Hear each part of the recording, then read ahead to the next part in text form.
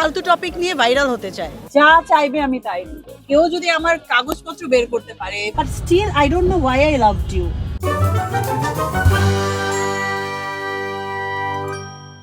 কথিত স্বামী বলে বলে যে আমার প্রথমে গায়ে লাগে নাই, কারণ এটা তো টোটালি ফেক।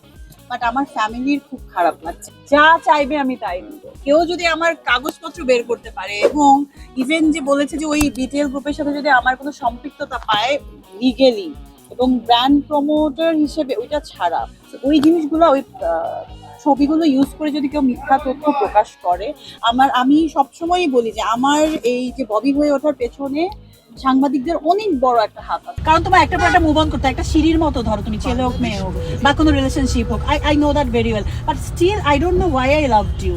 আমি জানি না, সেটা অনেক আগের কথা না। তুমি যদি মানে নর্মাল হিউম্যান বিং হয়ে, তুমি আমার নিয়ে কোনো আমার সাথে মিসবিহেভই করতাম না, আর ছোট ছোট জিনিস নিয়ে আমাকে পেইন দিতাম। তোমার বিশাল বড় বড় জিনিস নিয়ে আমি হ্যান্ডেল করে অনেক কষ্ট পাইছি।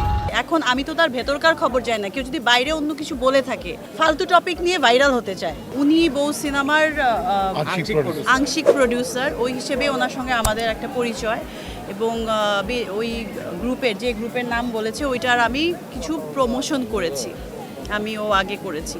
সো ওইটাকে ভিত্তি করে, এবং আমার বাসায় চুরি হয়েছে ঈদের 2 দিন আগে। আমার বাসায় ডিবি, পুলিশ, র্যাব সবাই গিয়েছে, চুরি হয়েছে যেটার জন্য।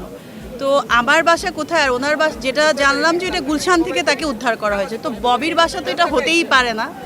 সো কিছু আমি সাংবাদিকদের কাছে আমি সবসময় কৃতজ্ঞ, কারণ আজকের ববি হয়ে ওঠার পেছনে তাদের গুরুত্বটা অনেক বেশি। আমি অনেক সাপোর্ট পেয়েছি, আমি এটার জন্য অনেক কৃতজ্ঞ। এখন যারা এরকম একটা মোবাইল হাতে নিয়ে উল্টাপাল্টা নিউজ করে মানে অনলাইন পোর্টালে দিয়ে দিচ্ছে, ওদের কথা আমি আসলে আমার কিছুই বলার নেই, যে যা পাচ্ছে তাই নিউজ দিচ্ছে উল্টাপাল্টা।